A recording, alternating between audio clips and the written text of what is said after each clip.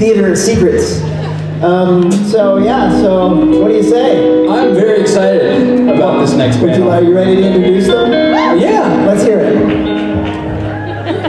Now, by the way, since I'm new, do we start with the song? No, you start with, ladies and gentlemen. Oh, well, then I'm going to take notes again. I'm just going to watch.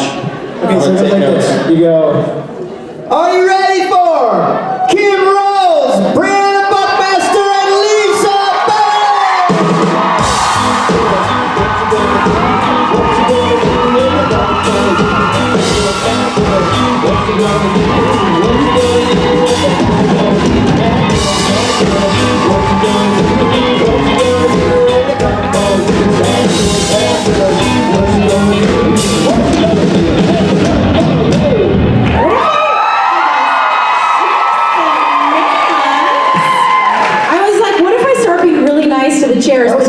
start trashing your equipment. Oh, not a great just idea. Change it up. 2020. Am I right? No, stop it. We have a show to put on with these There you people, go. right? That's the spirit. No. I'm just kidding. Sorry, Billy. Did you have something to say, Billy? No. Have fun, you guys. Thank you. Thanks, bye. Hello. A lot of you. I was just about to say, there's a lot of you. All right. Okay, I'm sitting right at crotch level, so let's get this out of the way. I have shorts on. You what? You I what? have shorts on. Little shorts? Don't panic. Booty shorts? Yes. Do you know what's so funny is that... Show. No, never mind. I'm not going to tell that story. Okay. There you go. But look at her kitty cat tights. Okay, I'm gonna sit here and eat candy for this. Is that Yeah, all right? snacks. I almost brought the bowl of gummy bears. There's a bowl of gummy bears back there. I have 2 more. Halloween never ends. The backstage of creation. Woo! Thank you. I mean, if Okay, yeah. All right. Yeah, I'll hop up on sugar. So, is everybody having a good day? I like it. I see that everybody arrived. Thank God. Sort of. Are there any? Okay, I only know this because Rich is gone, and so I took it upon myself to pay attention to one salient thing. Are there any baseball fans in the audience? Well done, congratulations. Yay. I only know that because that was the first thing they said at the hotel when we checked in. They're like, welcome to the home of the World Series champions. I was like, oh, you're very proud. Are they all here? And look, we have a baseball player. That's what we do in Toronto with the Raptors. We're like, we are the North. Are you kidding me? There was like a giant parade. The world came out. That's Canada for you, though. Yeah. We're quietly proud. What? Tomorrow. Okay, sorry. And the city that we're in. Okay. Well, we're grateful you guys are here. We're grateful that there's such a big crowd for Fridays. Remember when nobody came on Fridays? No. Yes. The important people always came on Fridays. That's right. All right, let's take some questions. Hello. So this question is for all of you, but maybe a little bit more focused towards Briana. You talked about losing a significant amount of weight in the past. How did that change you mentally, and how did you adjust to it from where you were to what you are now? Okay, so I think I'm hearing the question is about like body image stuff. Is it kind of geared towards what's it like to lose weight and how you adjust to that mentally? Right. Okay, I only have heard it. Okay, I nailed it. Listen, I think that there's so much that we could delve into in the conversation of body image. We were actually just talking a little bit about this in the green room. Lisa and I have just at some point in the past, we had convinced ourselves, or I'd convinced myself, that there was things I was not allowed to wear as a woman of a certain size, and now you could not get a crop top off of me. I'm always showing off my body. And it's just kind of, I think that what happens when you lose weight is you assume that everything's gonna be okay. You assume that the world is going to be different because you've lost part of your body that you decided you didn't like. And that's not the reality. The reality is that all of those feelings that you felt about yourself will still be alive in you even though that body weight is gone. So that's proof to something Kim and I talk a lot about in the podcast, is that you gotta do the work. You gotta do all the work. And the work does not just look like going to the gym. The work looks like talking to yourself kindly in the mirror, no matter what you look like. You know? And you know what? A lot of that stuff comes from the outside too. You know, there's the landscape of what is an expectation of a woman and a woman's body, what the expectation of it to look like is very different now than it was even 5 years ago. You look at someone like Lizzo Beating, who's just, unabashedly showing her body. And I mean, there's probably haters out there, but for the most part, people are like, fucking finally, you know? So if I can be up here and be a woman who is just owning her body no matter what size it is, and if you can in any way find that to be relatable or inspire you to do the same, then I take such pride in that, and I'm so grateful to you guys because it is such a reciprocal relationship. So I say keep working on your body, but way, way, way more importantly, keep working with your relationship with yourself. Thank you so much. Thank you. And on that note, I'm going to enjoy my Reese's chocolate peanut butter cup.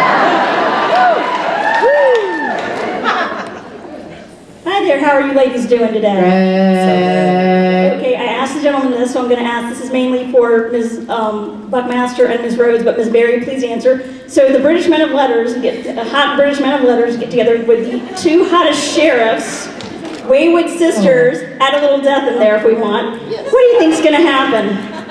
Wait, get together how? However you wish. Is this the HBO series I keep talking about? You know what? I just want to know how Adam answered this question. I don't. You said an answer was gay. What? What? He said what? Who was gay? Adam's character. Oh, please. Fuck that. What a pussy. Somebody was getting together with Donna. Someone's getting together with Donna, is what I heard. Oh, No! You didn't do that on purpose. I'm here to vouch for that. The microphone went over. Yeah, but I just couldn't figure out. Oh no, you guys. Oh, shitballs! Oh, wait, hold on a second. There's a wait. How many actresses does it take? Don't say anything. All of you. I will come after your asses. Promise? Oh, back to your question. Just doing a quick crotch check. You ever gotta do that? Just gotta go. How sweaty are we doing down there, y'all? Oh, okay. All right, what would happen if the last panel and this panel were on a road trip? Well, it'd basically be like this current panel right now. Yeah, I think they're Checking our crotches, dropping each other out. I think Adam a pussy. I anticipate. Let's see here. Yes, Mick would get hit in the back of the head a lot, and we would absolutely. We would make an arrangement like I do with my daughter. I do a lot of like 5 minutes on, 5 minutes off. We make agreements for something that she wants to do that makes me crazy. So I'll be like, okay, well, you can play. We would do that with Catch. We would say, all right, you pick the next song, and then shut the fuck up for half an hour. Because there's only so much Hamilton we can all listen to. You think Catch is a Hamilton thing? I absolutely do. I think Catch sings along with all of it. I don't think he necessarily sings the tenor parts. I think he might be up one. I think he prides himself on the high notes he can hit. Oh, yeah. So, yeah, I think he rocks it. And the thing is, I think he's probably good enough so we can't just kibosh the entire thing. No. We can't This say is his rehearsal no. process. Yeah, so we deal with it, and then at some point Jody's like, I got a gun, shut that Let's put Death is in the back yeah, seat. Yeah, Death is in the back. Death is playing. Death is like everything turns to Queen. Yeah.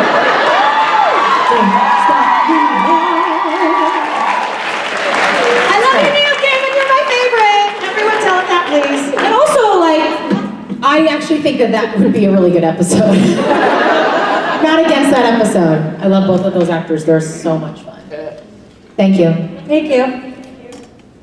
Bye, thanks, bye. Sometimes I think the goal of your questions is not so much to get the information that you're asking us about, it's to see the entertainment value of us trying to come up with an answer. So, yeah, if some of you are in line right now to get answers, I invite you to sit down. Nobody's sitting down. Here we go. What you got? Hello. Hi. This isn't my question. It's for my friend Lena. She's right next to me, but she's too anxious to ask it. But she's just wondering if you had to live in an episode of Supernatural, which one would it be and why? Oh, French Mistake, for sure. For sure. I would love to come in to the Supernatural set as Briana and have Sam and Dean be like, "What happened to you, Donna?"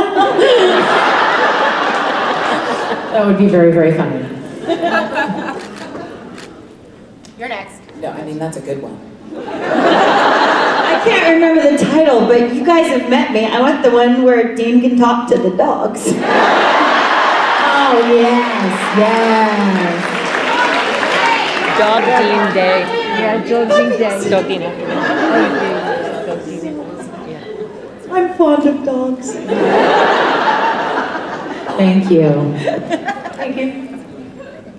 Hi. Hi. So I'm currently a theater major in college, and so I'm not acting, I'm in tech, but my question is, how do you, thank you, yay tech.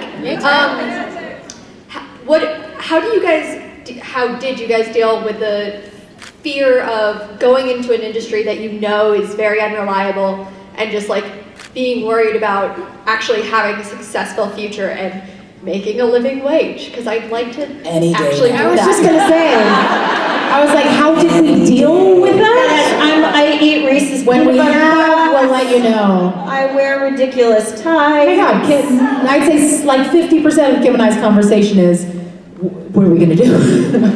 Not like, what are we gonna do, but as in like, individually, just like, you're constantly, I feel like I'm constantly chasing and then reminding myself to let go. That's kind of all I'm doing, is I'm panicking and then reminding myself that it's all gonna work out. And when it doesn't work out, which inevitably shit's not gonna work out, you learn to be okay with that too. It's just this constant conversation of going, you're going to be okay. While also chasing your fucking dreams, I have to have the conversation of, you are already okay. Like when I think, oh, it might not work out, what I actually mean is, oh, it might not work out the way I think it should. And I'm not in charge, man. So the only way I do it is I give myself permission to be happy now, then I did it, then I win. And if this next second you're still giving yourself permission to be happy, and if you get in new information, and you think, oh, well now something different will make me happy, and you are happy now, then too, that's the goal, man. Just be happy.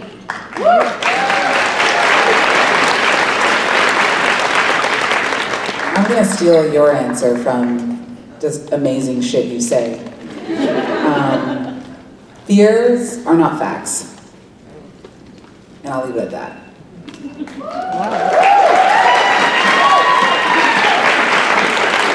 That's not original. For all of you who know where that comes from, I'm not claiming credit for that. But she said it But it's so intensely to my eyes and into my soul. Yeah, she does that. Felt it. In fact, everybody should go and get a photo op with Kim later today where she intensely looks into your eyes and says, fears are not facts.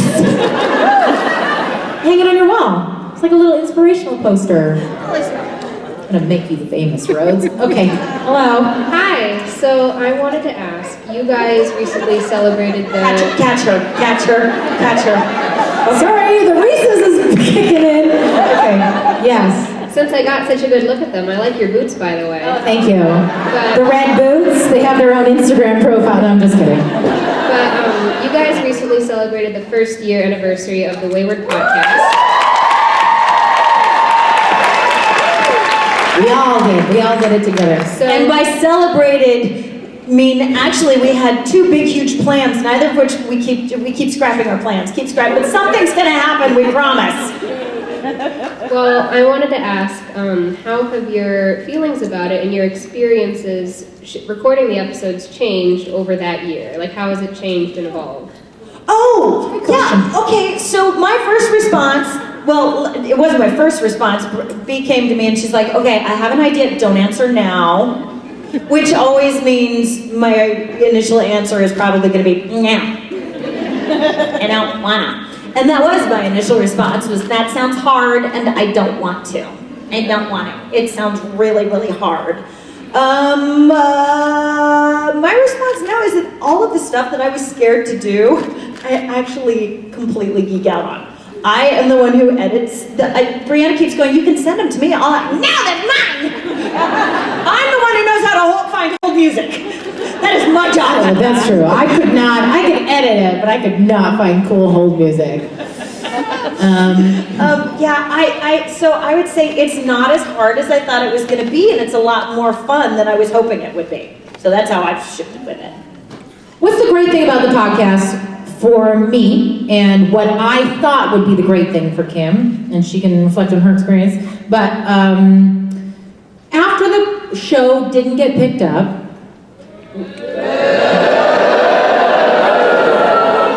yeah, you fucking get angry. Get out of your system and then we move on. That's what we do, right? It's still not out of my system! And that's okay. It is okay. We're allowed to be angry. I find little pockets where it's like just stuck in the corner. I'm like, I'm fine. Oh, you're still there!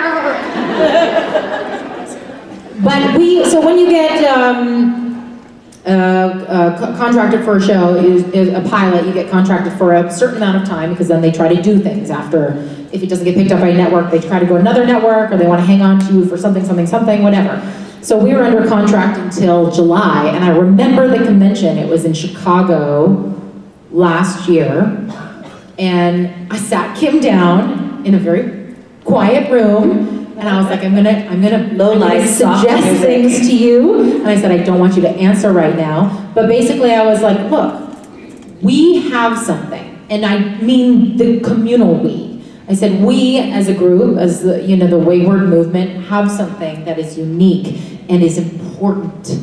And the voices need to be heard. And I recognize it's just Kim and I's voice right now with some guests on the podcast, but they were a reflection of you, and they were a reflection of things we know you guys want us to talk about and want to hear and want more people to talk about. And anybody that kind of comes up to my table or talks to us at a PJ party says, thank you so much for talking about this thing, for talking about periods, for talking about masturbation, for talking about fear, all this shit that we need to talk about more. We never would have been able to, honestly, we wouldn't have been able to talk about that stuff had the pilot gone.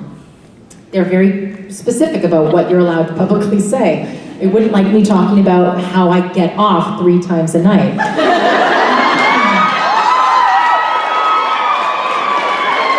Anyway, that's not my point. My point is, we got to do the podcast because you guys had things to say that were important. Kim and I get to be the voice of you guys. That's really what it is. And it is an honor, and it is something we take very seriously. And if it wasn't, I recognize that I brought the idea to Kim, but Kim really is the muscle behind it. She's the one that keeps things going, and she's the one that and often initiates a topic and a conversation. And I'm so grateful that she's my partner in this, and that we are moving all of this together. And you guys don't even know about the awesome fucking things. But do the thing, say the thing. No. Now's the time to say the thing. Now? Say the thing. Say the thing. Oh, I'm tearing up. Say the thing. Well, Kim and I's, the Wayward podcast is now represented by a booking agent out of New York City. And starting next year, Kim and I are going to start doing live podcast recordings.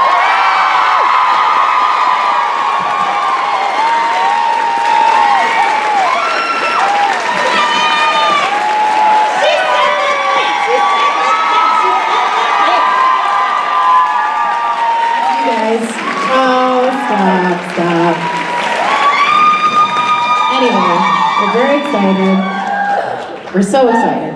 And we're so excited for many, many reasons, but it just is like, it's just such a huge comment as to when people try to control things that you create that are incredibly authentic, they can't.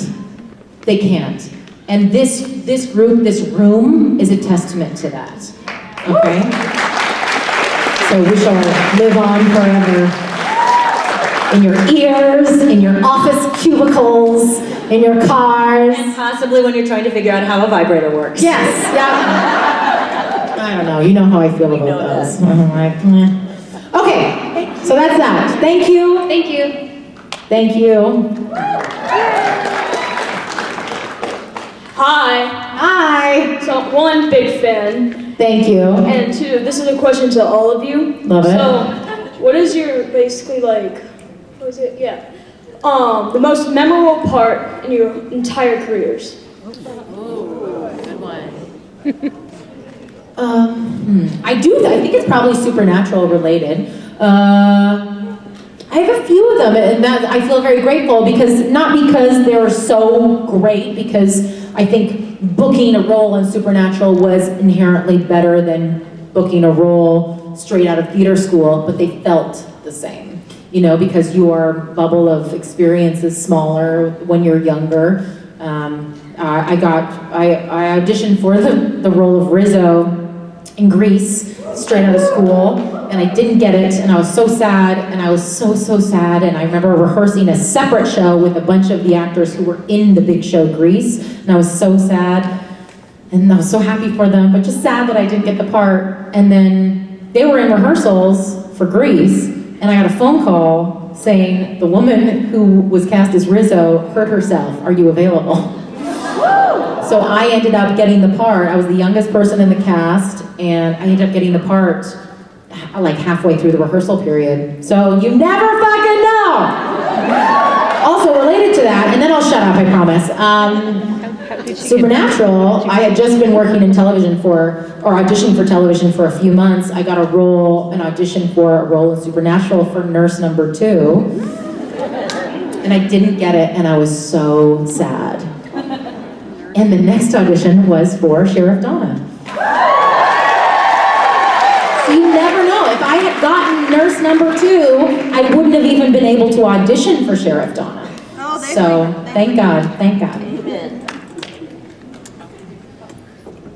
Mine would have to be Supernatural just because of just the serendipitousness of it all. I did an audition for Billy, which is bizarro world. I initially went in, first let me give you the prequel. I'd auditioned for the show for about 10 years. Follow your dreams. Because you were a huge fan of the show. I mean, when the show first started, I was like, oh my God, that's the guy from Gilmore Girls, and he's from this, oh my God, I love the band! Yeah, I'll watch. And so I started watching, and I just remember sitting there being like, man, I feel like I could be on this show. I mean, we look like we'd have fun. We could get along. And an audition would come, and I would be like, no.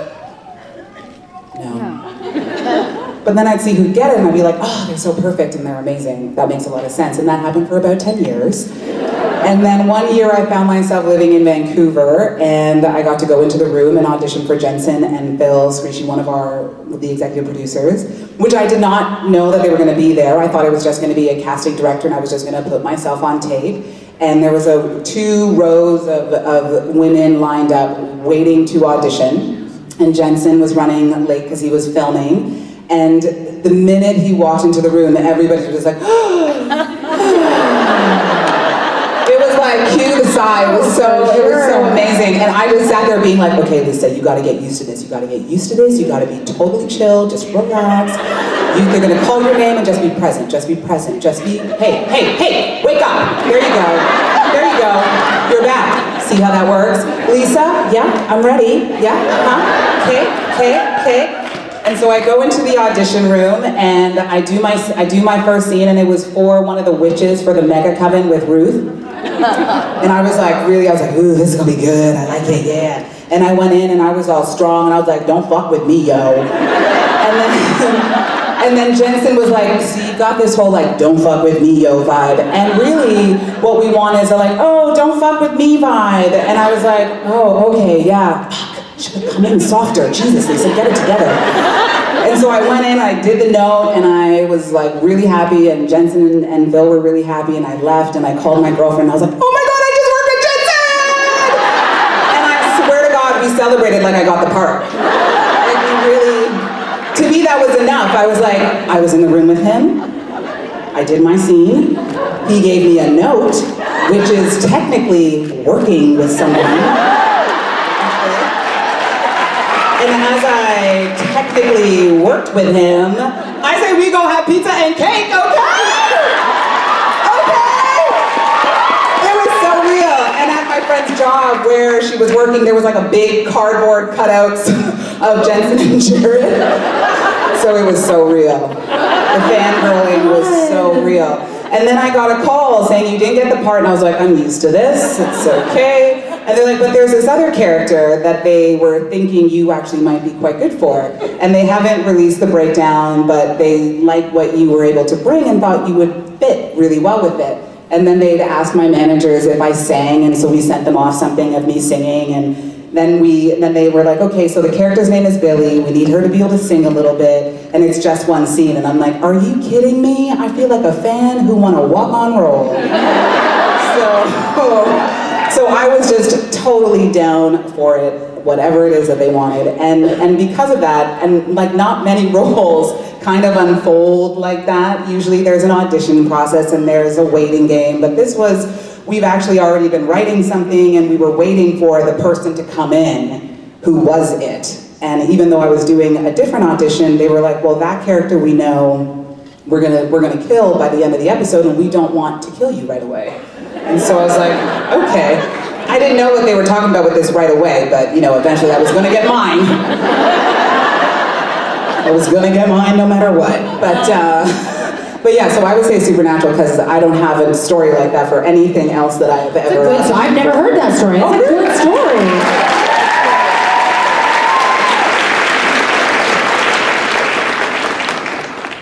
Viola in an outdoor production of Twelfth Night. Thank you. Poor Kim. She's like, are these bitches gonna shut up? No, I have a good time. That's, I like it. I like listening. Hi.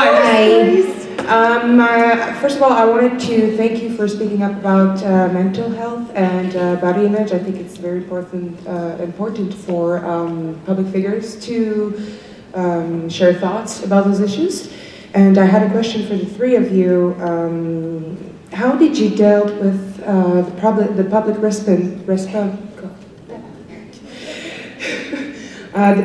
response about your characters? Like, have you had any critiques, any bad stuff said about the sheriffs or death? Yeah, that's it. How do we deal with public response? I heard restaurants, and I was like, oh, I like restaurants. Do you speak French, Lisa? No. Oui, juste un petit peu. Okay, la réponse du public. Oh, oui. Can you translate that, please? How do you deal with the public response to your character? Whatever, Lisa. No, that's how she deals with it. No, she that's the answer. Kim, you start. I don't go looking for it. I'm a big fan of it is my responsibility where I rest my gaze. And it's up to me to choose to look at things that take care of my heart. So generally, you have to go looking a little bit for some shit talk. That is not a challenge. You don't need to work harder. But I give myself permission to ignore things that I disagree with, to think about things that I agree with. Also, I don't write the character, so a lot of it's like, not my problem, you're talking to the wrong person. And finally, the only specific instance I can give was a surprisingly beautiful thing where someone who had lost a child thanked me for representing an experience as a character that she had had in real life. And I forget that just because it's imaginary to me doesn't mean it's imaginary in this world. So it reminds me to commit authentically, to love fully, and to be respectful of whatever the material is, because someone out there needs to hear it, and I love them for that. So that's been my response.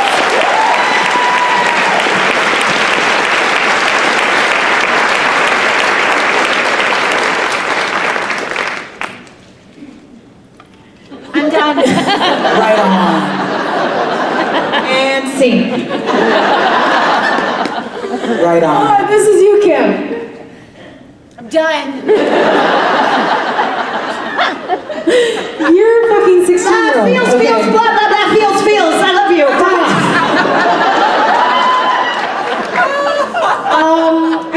I mean, Kim said the perfect thing, which is like, it's gonna be out there. Who cares? Who cares? And also, you have to, you just kind of have to be steady, and that does take some work. Understanding that other people's opinions of you are theirs and not yours. But that does take work and practice, and I encourage all of you to keep on working on that. If you are kind and you are being who you are and you are offering everything you can to this world and to others, sometimes people, no matter what, will find a problem with that. Sometimes I find solace in going, there's people that hate Oprah. There's people that hate Beyonce. Why? It doesn't matter. And look at them. Do they look sad? No. They're doing okay. So, be like Oprah. She doesn't give a fucking shit. Merci beaucoup pour ta question. Merci à vous. Whatever, you guys. Do you want to answer? Lisa, don't you want to answer the question? I'm in total agreement with these beautiful women here who I look to for guidance and inspiration, because I've really learned how to be on social media from them. But you know I love how you guys are. I appreciate the transparency.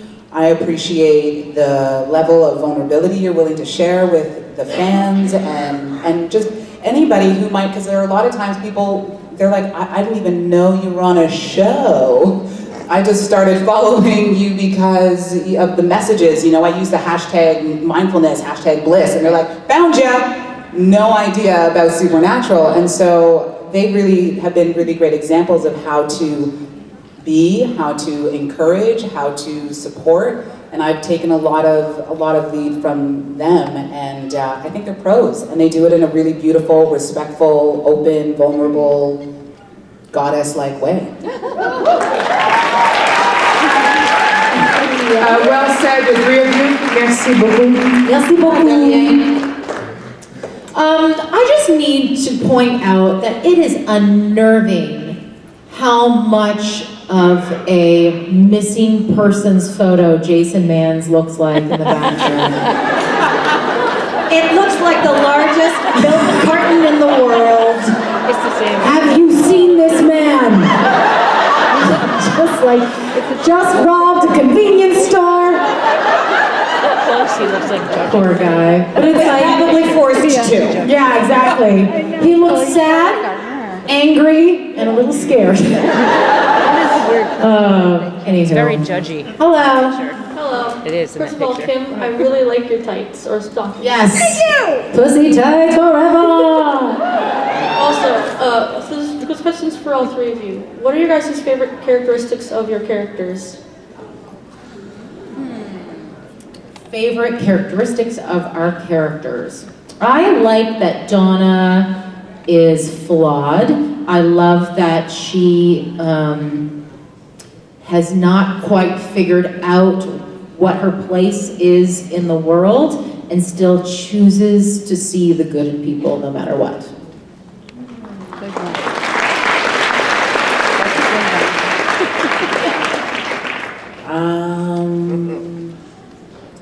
I would say my favorite quality about Death is that she's a singer on the side.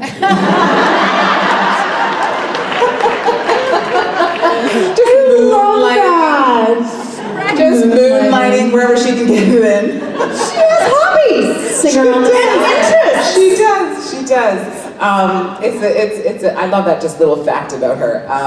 And I would say one of my favorite qualities about her is just how grounded she is. She just knows how to collect herself and be like a tree in the face of anything that she doesn't believe in, and she will stand her ground, and she will be poised enough to articulate herself in a way that makes herself feel like she's at least been heard. And I like that. And when you rehearse that kind of a character, I gotta sit in it too. And so it kind of bleeds into my life nicely. Like whenever I need a little bit of strength, you're just like, just be Billy right now. And you're like, right. I love that. I like that both of your answers, from my outsider perspective, are part of the character because they're what you brought to them. Like that was not in the page. That is like, there ain't nothing that's going to unsparkle Briana Buckmaster. And no, fuck no, it's still in there, goddammit. It might need to be shaken up a little bit like a snow globe, but it's still in there. And with one of my favorite things about the way you play Death is that she is not a bad guy. She is a force of nature. There is no judgment behind what you need to do. It simply must be done. And it would be so easy to be like, mwahaha, I'm Death. Mwahaha. This is me twirling my mustache.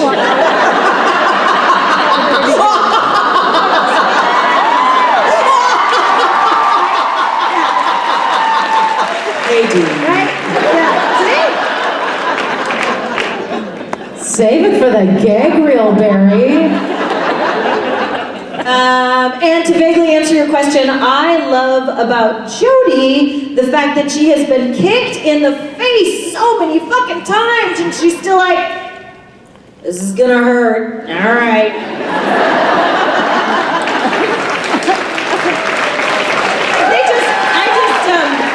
I was late here because I was shooting an episode of Supernatural up there. Some comment about like fake blood still being in my hair, and I had to have a manicure to get it out from it, and people were like, oh, you were bleeding? I'm like, yeah, it's Jodie. Like, when the fuck don't I bleed anymore? I don't know, this arm's been taken out 3 times again. Can we do this leg this time because this one's still healing from last time? And I love that, but she still is like, oh yeah, there's no illusion that she's going to come out unscathed.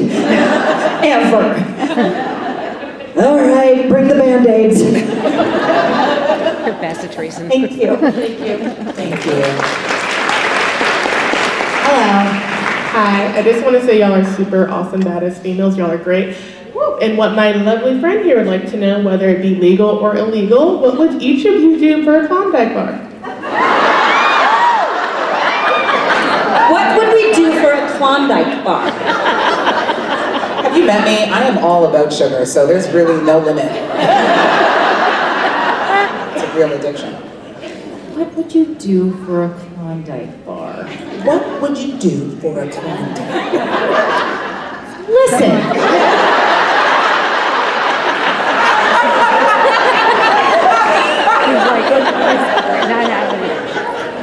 I'm from Canada, and if you want a Klondike bar, you just go to the store and fucking buy a Klondike bar.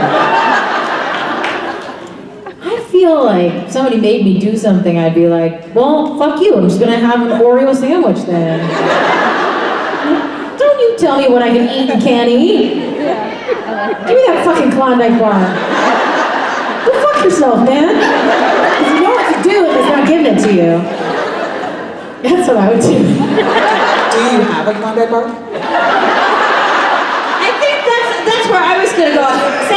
I will gladly go get you one. Thank you, and good night then. I'll sing the alphabet for a Klondike bar.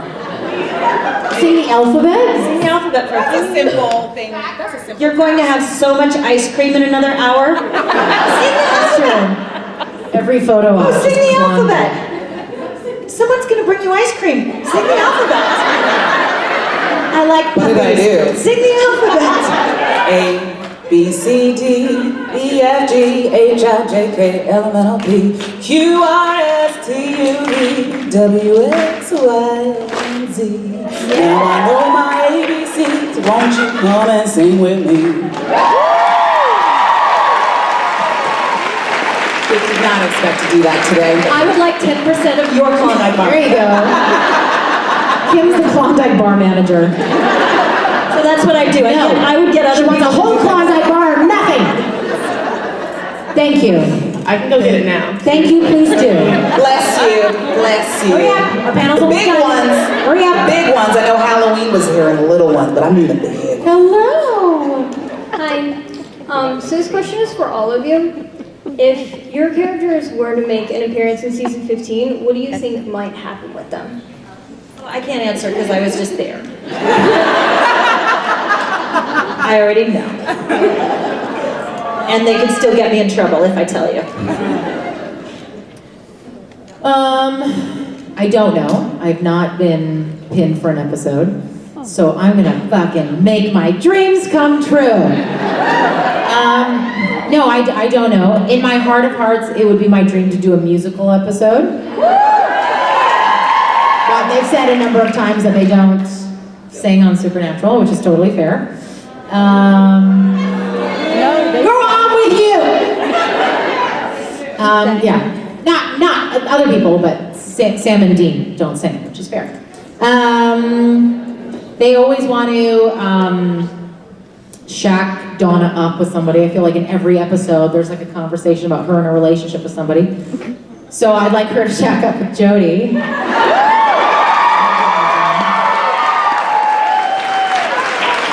That's it.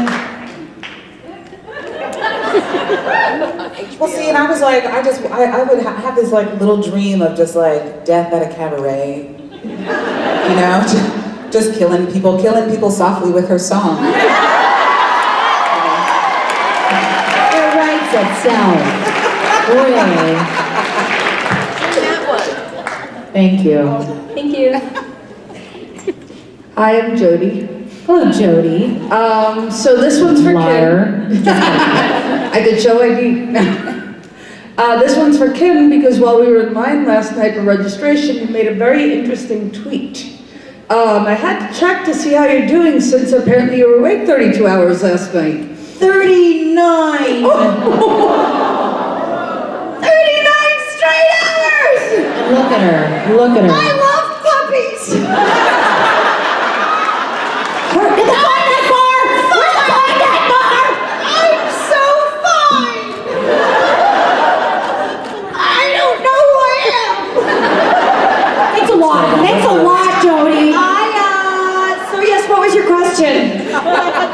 That was my question. Why the Did fuck you was get I some- awake for okay, because I shot the night before. So it was, I don't know if you know this about Supernatural, but sometimes they shoot during the black night time when sleepy shit happen. No happens. No happen, because I finish and be done, then messy, yuck, kinda, sorta off, home stuff and thing, with the rollers and the carry stuff in the thing, then lie down, noise, make stand up again, go get in car. Car went to the big metal airplane, birdie place. Sat for a long time in big metal birdie place. Flew on metal birdie, then metal birdie got very ill. So did Kim. But no straight line between 2 points. No straight line, many curvy lines, so stopped in Windy City. Stayed there a very long time. They kept saying, time to go now, and I said, on more Metal Bird, and they said, yes, no. Yes, now, no. Yes, 20-minute, hour, 3 hour, no. 5 hour, yes, no. Stay here, get on Metal Bird, get back off Metal Bird. Then Metal Bird went into sky. Then they said, you can't land Metal Bird. So metal bird flew in bouncy circles for a really long time. Anybody else think this sounds like beatnik poetry? Why don't you just like start doing this? No, man, yeah, because then we got on the ground, and at one point we were really close to the ground, and I looked out the window and saw water. You're not supposed to see water when you're that close to the ground. We're sideways! We're straight upright. We got on the ground, but lots of other metal birds, man, they all chose to nest at the same time. So we had to wait for our space. Our space wasn't there yet. So we hung on, and then we came home.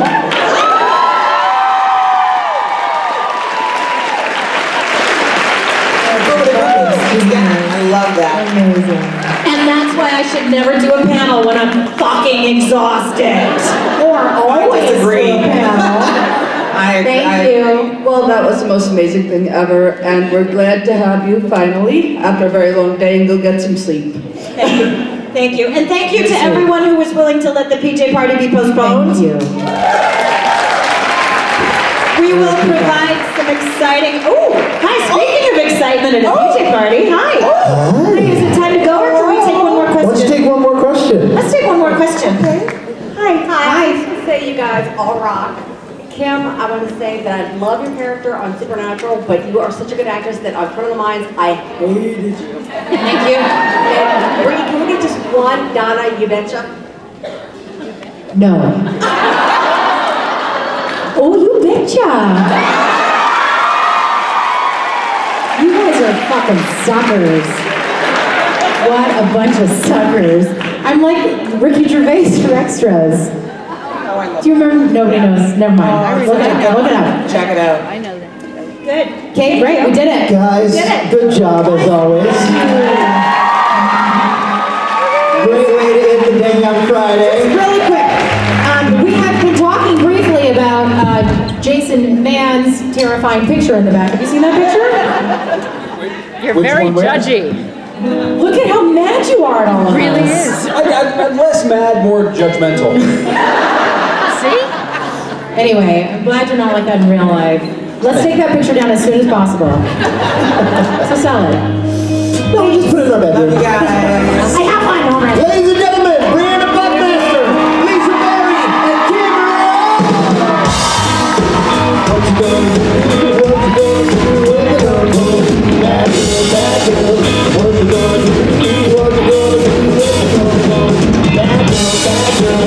What you gonna do? What you gonna do when it's up for you? Bad girl, bad girl. What you gonna do? What you gonna do when it's up for you? All right. Ladies and gentlemen, we are ending our stage portion of the day. However, there are still autographs and photographs and lots of graphs going on. We've got a Loud and Swain acoustic show. Speaking of Loud and Swain, we have a new vinyl that we just are unveiling. I just saw it for the first time of record Splitting the Seams. We have that on vinyl, so check it out. Jason, what a day, and it's just the beginning. Just the beginning. We It's have just the beginning. more of these. Yeah, we do. And tonight, karaoke. It's just getting started, folks. Have fun.